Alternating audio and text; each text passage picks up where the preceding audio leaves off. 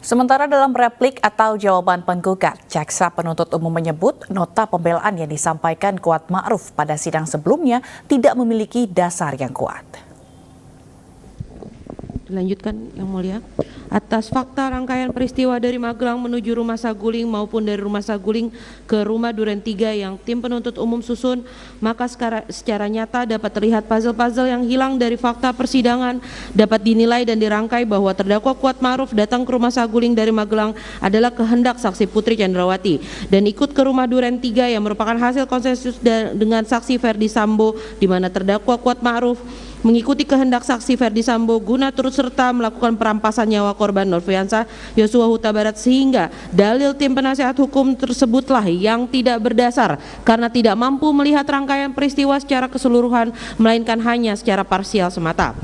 9. Alasan terdakwa Kuat Ma'ruf membawa pisau dapur semata-mata hanya untuk melindungi diri dan bukan untuk mempersiapkan pelaksanaan pembunuhan di Rumah Duren 3 nomor 49. Tanggapan terhadap pledoi tim penasehat hukum yang mengatakan bahwa terdakwa Kuat Ma'ruf membawa pisau dari Magelang hingga Jakarta merupakan bagian dari perencanaan adalah dalil yang keliru dan tidak berdasar, justru merupakan dalil yang menyesatkan dan membahayakan. Keterangan saksi Azan Romer, keterangan saksi Ridwan R. Somplanit, dan keterangan saksi Riki Rizal Wibowo yang dirujuk dalam pledoi tim penasehat hukum halaman 28 satu pun tidak menguatkan atau membantah adanya perbuatan terdakwa Kuat Ma'ruf yang membawa pisau dari Magelang ke Jakarta sebagai bagian dari perencanaan untuk mendukung perampasan nyawa korban Nofriansah Yosua Huta Barat.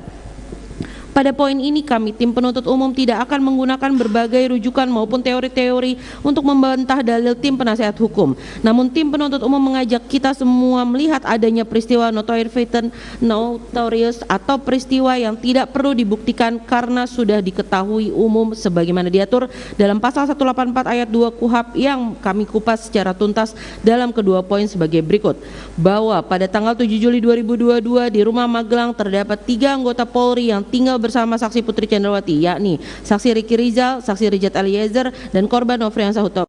Yosua, yang semuanya mempunyai senjata yang melekat padanya yang dapat digunakan dalam pembelaan diri sesuai SOP penggunaan senjata api sebagaimana mestinya, sehingga tindakan terdakwa Kuat Ma'ruf membawa pisau dari Magelang ke Jakarta sebagai upaya pembela diri dari serangan korban Nofriansah Yosua Huta Barat apabila terjadi perlawanan menjadi terpatahkan karena terdakwa Kuat Ma'ruf pun mengetahui bahwa selain korban Nofriansah Yosua Huta Barat, dalam Rumah Magelang masih ada saksi Riki Rizal maupun saksi Richard Eliezer yang merupakan anggota kepolisian yang juga tentunya mempunyai senjata api. Tindakan terdakwa Kuat Ma'ruf yang membawa pisau justru menunjukkan adanya kehendak dari terdakwa Kuat Ma'ruf mengikuti kemauan pelaku lain merencanakan perampasan terhadap nyawa korban Nofriansah Yosua Huta Barat. Bahwa kita semua mengetahui bahwa penggunaan pisau dalam rangka pembelaan diri dari serangan dengan penggunaan senjata api secara kualitatif adalah tidak proporsional, di mana penggunaan senjata api dengan menarik pelatuknya saja mengakibatkan tembakan berupa peluru dalam waktu yang sekejap mengenai sasaran yang dibidik oleh penembak, yang tentunya berbeda dengan penggunaan pisau dapur yang tidak memiliki daya kecepatan seperti senjata api dalam menyerang seseorang apabila digunakan untuk membela diri, sehingga tindakan terdakwa Kuat Ma'ruf yang membawa pisau dapur sebagai bagian dari keturutsertaan perencanaan merampas nyawa korban Nofriansah Yosua Huta Barat menjadi sangat kuat yang didukung oleh fakta bahwa terdakwa Kuat Ma'ruf hanyalah seorang warga sipil yang tidak dilengkapi senjata api sehingga tidak perlu menggunakan pisau dapur sebagai bentuk pengamanan terhadap perlawanan korban Nofriansah Yosua Huta Barat, di mana sebelumnya sudah ada para ajudan lain yang dilengkapi dengan senjata api yang telah dijelaskan dalam poin sebelumnya, sehingga berdasarkan dua poin argumentasi yang tim penuntut umum sampaikan dengan sangat mudahnya dapat membantah dalil tim penasihat hukum yang mengatakan bahwa penuntut umum keliru mengaitkan perbuatan terdakwa Kuat Ma'ruf membawa pisau merupakan bagian dari pelaksanaan pembunuhan korban di Rumah Duren 3 nomor 46. Video pledoi halaman 29.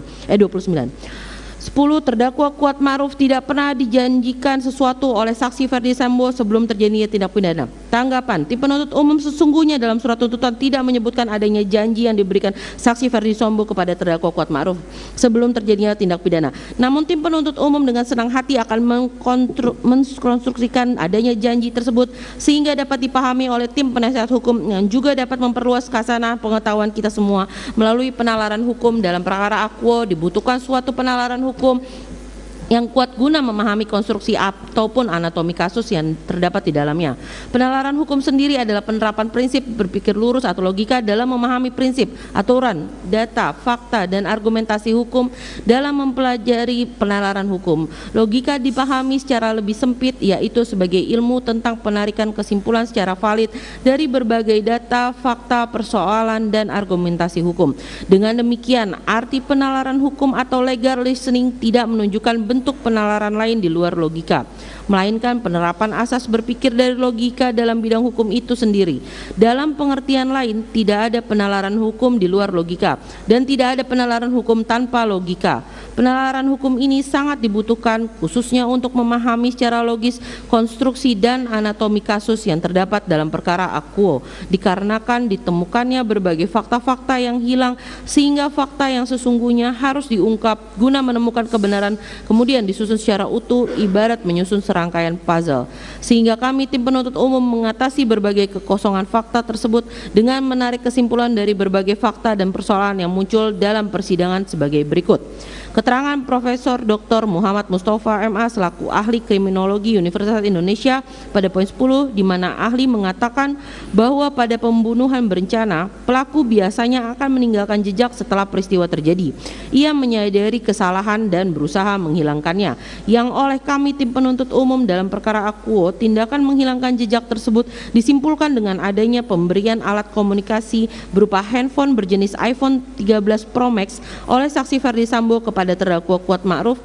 Keterangan terdakwa pada poin 48, saksi Richard Eliezer pada poin 380.53 dan saksi Ricky Rizal pada poin 109 dan 111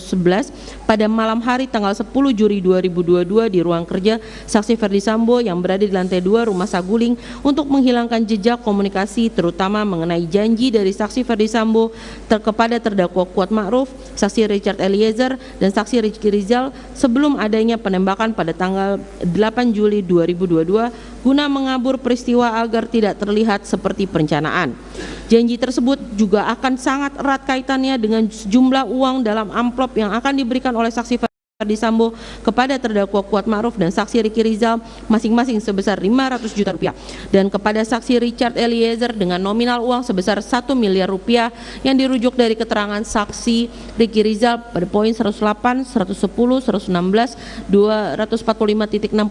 dan 245.75 serta keterangan saksi Richard Eliezer pada poin 225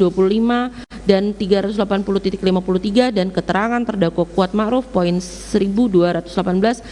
poin 47, 53 dan 54. Berdasarkan pemaparan oleh kami tim penuntut umum, maka dapat disimpulkan bahwa terbukti adanya janji yang diberikan oleh saksi Ferdi Sambo kepada terdakwa Kuat Ma'ruf sebelum kejadian yang sekalipun tidak secara eksplisit terlihat dalam persidangan karena banyaknya barang dan alat bukti yang sengaja dihilangkan, namun dengan logika berpikir melalui penalaran hukum sebagaimana yang telah tim penuntut umum uraikan di atas, tidak dapat menutupi adanya janji yang dinyatakan oleh saksi Ferdi Sambo sebelum penembakan sehingga dalih tim penasihat hukum yang hanya berdasarkan pada keterangan saksi Ferdi Sambo tidak didukung alat bukti lain maupun konsep penalaran hukum dan logika berpikir menjadi terpatahkan dengan seketika. 11. Terdakwa Kuat Ma'ruf tidak memiliki sifat manipulatif. Tanggapan, kami mengutip pledoi tim penasihat hukum pada halaman 30 yang menyatakan bahwa sungguh naifnya proses hukum untuk membuktikan bersalah atau tidaknya seorang terdakwa didasarkan pada hasil tes poligraf yang kemudian menolak hasil pemeriksaan poligraf yang mengindikasikan terdakwa Kuat Ma'ruf berbohong karena terdakwa Kuat Ma'ruf menjawab tidak melihat saat ditanya oleh pemeriksa apakah terdakwa Kuat Ma'ruf melihat saksi Ferdi Sambo menembak korban Nofriansah Yosua Huta Barat. Namun perlu ditegaskan bahwa dalih tim penasihat hukum adalah tidak jelas dan tidak konsisten, sehingga dalih tim penasihat hukum yang demikian akan berimplikasi juga pada menolaknya hasil pemeriksaan terdakwa Kuat Ma'ruf yang terindikasi jujur, mengatakan tidak kepada pemeriksa saat diberi pertanyaan apakah melihat persetubuhan antara saksi Putri Chandrawati dan korban Nofriansah Yosua Huta Barat. Bukan maksud tim penuntut umum untuk menggurui tim penasihat hukum, namun kami harus menyampaikan bahwa dalam menolak suatu dalil harus secara tegas menyebutkan secara jelas bagian mana dari hasil pemeriksaan poligraf yang dibantah. Apabila bantahan tersebut hanya diuraikan sebagaimana dalam pledoi halaman 30 akan menimbulkan ambiguitas untuk hasil pemeriksaan lainnya yang sebenarnya justru menguntungkan bagi terdakwa Kuat Ma'ruf sendiri. Kami mengambil sampel yang juga kami sebutkan dalam surat tuntutan halaman 398 dan halaman 399 di mana kami tidak membantah seluruh keterangan ahli psikolog forensik Dr. Reni Kusumuwardani, namun kami membantah khusus mengenai adanya pelecehan yang dilakukan korban Nofriansah Yosua Huta Barat kepada saksi Putri Chandrawati yang bertentangan dengan keterangan para ahli lain dalam disiplin ilmu yang berbeda.